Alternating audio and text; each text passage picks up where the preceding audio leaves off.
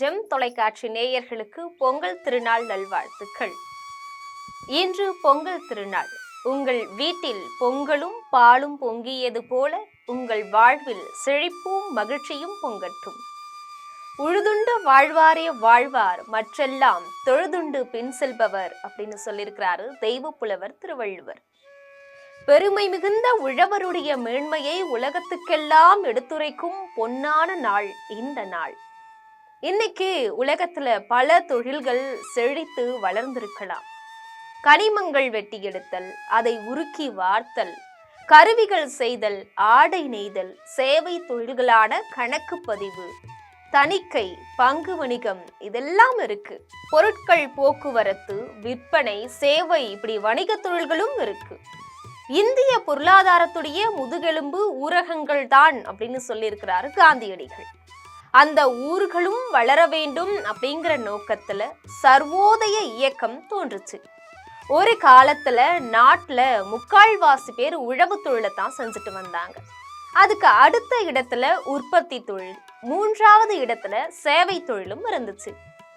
தாராள மயம், தனியார் மயம், உலக மயம் அப்படின்னு 3 மயங்களுடைய முதல் இலக்கு சேவை தொழிலை முதன்மையாக்குறதும் உற்பத்தி தொழிலை 2ஆம் இடத்துல தள்ளுறதும், இது எல்லாத்துடைய முன்னேற்றத்துக்கான உழவு தொழிலை அழிக்கிறது தான்.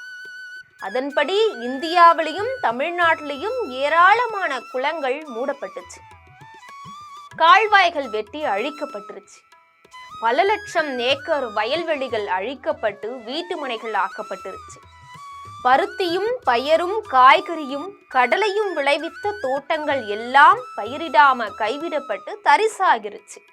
இதோட விளைவாக சேவை தொழிலுக்கும் உற்பத்தி தொழிலுக்கும் அடிமாட்டு கூலிக்கு தொழிலாளர்கள் கிடைச்சிட்டாங்க. தன்மானத்தோடு கஞ்சியாவது வயிறார குடிச்சவங்க இன்னைக்கு தன்மானத்தையும் நலமான வாழ்க்கையும் விட்டுட்டு அடிமைத்தனமான கடன்பட்டு கஞ்சி குடிக்கிறாங்க. இத்தகைய விளைவு புதிய பொருளாதார கொள்கையால ஏற்பட்டது. நம்ம தமிழர் உழவையே முதலிடத்துல வச்சிருந்தாங்க. 2ஆம் இடத்துல நெசவு தொழில் இருந்துச்சு. நெசவுக்கான பருத்தி பஞ்சை விளைவிச்சு கொடுத்தவங்க உழவர்கள் தான்.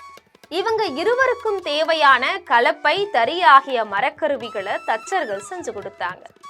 கலப்பை குழு, மண்வெட்டி, அரிவாள், கோடாரி ஆகிய இரும்பு கருவிகளை கொள்ளர்கள் செஞ்சு கொடுத்தாங்க.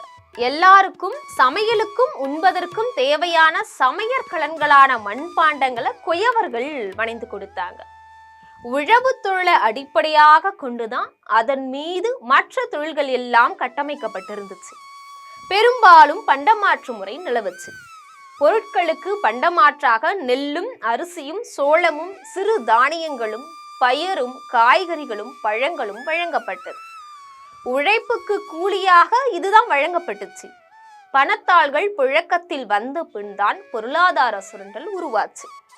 அந்த சுரண்டல் என்றால் என்னவென்றே அறியாதவங்க தமிழர்கள் தான். தமிழ்நாட்டு உழவர்கள் பொருட்களை பண்டமாற்றாக கொடுத்தது மட்டுமில்லாம பொங்கல் திருநாள் முதலிய விழா காலங்கள்ல உழவு தொழில தமக்கு உதவின தச்சர், கொள்ளர், குயவர் உள்ளிட்ட எல்லா தொழிலாளர்களுக்கும் நெல், அரிசி, மண்டை வெல்லம், கருப்பட்டி, கிழங்கு, காய்கறிகள், கரும்புகள், பழங்கள் இதையெல்லாம் படியாவே கொடுத்தாங்க. இதுவே பொங்கல் படி அப்படின்னு அழைக்கப்பட்டுச்சு. கன்னியாகுமரி, திருநெல்வேலி, தூத்துக்குடி, தென்காசி ஆகிய தென் மாவட்டங்கள்ல திருமணம் செஞ்சு கொடுத்த மகளுக்கும் உடன் பிறந்தாளுக்கும் பொங்கல் படி கொடுக்கறது இன்னைக்கும் தொடருது. பொங்கல் திருநாளுக்கு முன்னாடி புது நெல் அறுத்து உரல்ல இட்டு உலக்கையால குத்தி சுளகில் இட்டு புடைத்து உமிய நீக்கி பச்சரிசிய வீட்டுல வச்சிருப்பாங்க. இதே மாதிரி வயல்ல விளைந்த காய்கறிகள், பழங்கள், கிழங்குகள், கரும்புகள் இதை எல்லாத்தையும் வச்சிருப்பாங்க. இதை உழவு தொழிலுக்கு உதவிய எல்லாருக்கும் பகிர்ந்து கொடுப்பாங்க. பொங்கல் நாள்ல அதிகாலையில எழுந்து வீட்டு முற்றத்துல சாணி கரைசல் தெளிச்சு கோலமிட்டு அண்டை கூட்டி பொங்கலிடுறது தமிழருடைய வழக்கம். மாவிளை தோரணம் கட்டி வாழைக்குலை, கிழங்குகள், கனிகள், கரும்புகள் இது எல்லாத்தையுமே படைச்சிருப்பாங்க. வாழை இலையில தேங்காய், பழம் இதெல்லாம் வச்சு படைக்கிறது வழக்கம்.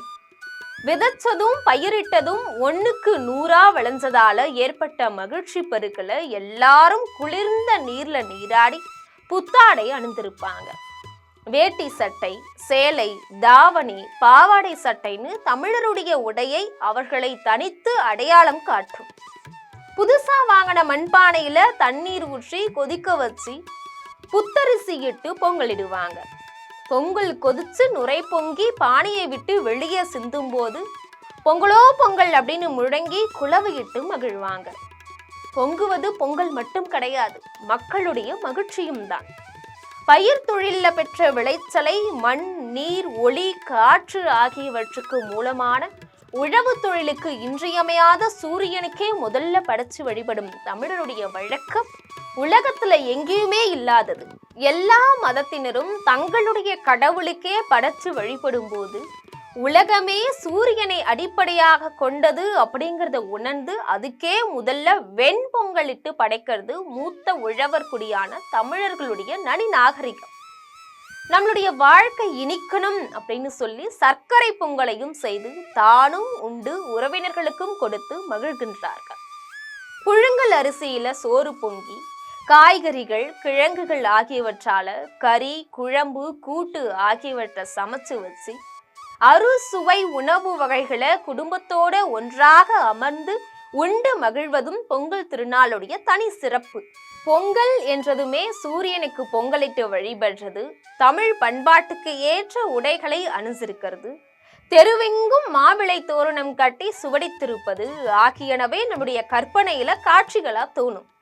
இத்தகைய பொங்கல் கொண்டாட்டம் நம்முடைய வீரத்துக்கும் திறமைக்கும் வாய்ப்பளிக்கும் விளையாட்டு போட்டிகள் இல்லாம நிறைவடையாது.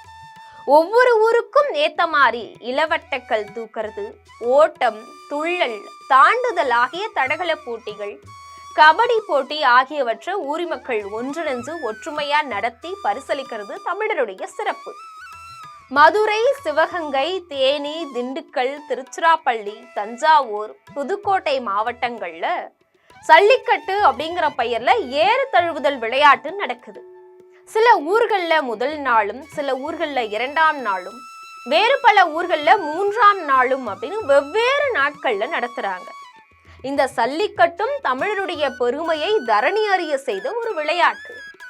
இதுவரைக்கும் சொன்னதுக்கு மாறா 90கள்ல அறிமுகமான தனியார் மயம், தாராயமயம், உலகமயம் ஆகிய கொள்கைகளால இப்போ உழவர் குடிமக்கள் எல்லாருமே பொங்கல் கொண்டாட அரசு எதிர்பார்த்திருக்க வேண்டிய இறப்பாளி நிலைக்கு ஆளாக்கப்பட்டிருக்காங்க.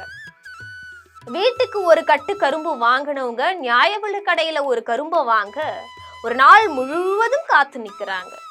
ஒரு காலத்துல பொங்கல் நாள்ல தொழிலாளர்கள் எல்லாருமே பொங்கல் கொண்டாட விளைபொருட்களான தானியங்கள், காய்கறிகள், பழங்கள், கிழங்குகள், கரும்புகள் ஆகியவற்றை ஏராளமா அள்ளி அள்ளி கொடுத்த உழவர் குடிமகள் போலி வள்ளல்களுடைய வெற்று அறிவிப்பை எதிர்பார்த்து காத்திருக்கிறது உலகியலுக்கு முற்றிலும் புறம்பானது. இதே போல விளையாட்டுக்கு இருந்த முதன்மை போய் இப்போ புதிதாக வெளியாகும் பொருளற்ற முற்றிலும் வன்முறை காட்சிகளும் பண்பாட்டுக்கு எதிரான கூறுகளும் நிறைந்த திரைப்படங்களுக்கு முன்கூட்டியே பெருந்தொகை கொடுத்து சீட்டெடுத்து திரையரங்குகளை தங்களுடைய வாழ்நாளில் ஒரு நாளை வீணாக்கும் போக்கு பெருகிருச்சு.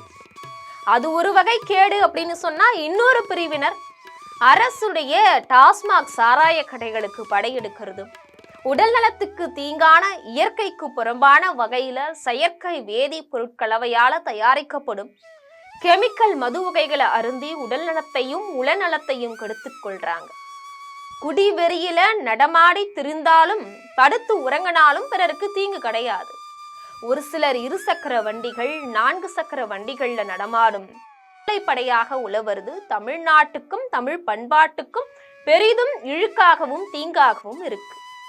இந்த பொங்கல் திருநாளிலும் இனிவரும் ஆண்டுகளில் கொண்டாடும் பொங்கலிலும் தமிழருடைய இழிநிலையை மாற்றி மறுபடியும் அந்த பழம் பெருமையை காக்க மீட்க பாடுபடுவோம் என்று உறுதியேற்கலாம். நாம் பொங்கல் பொங்குவது போல தமிழரின் வாழ்வில் இனிமையும் மகிழ்ச்சியும் செழிப்பும் பொங்கட்டும். நன்றி, வணக்கம்.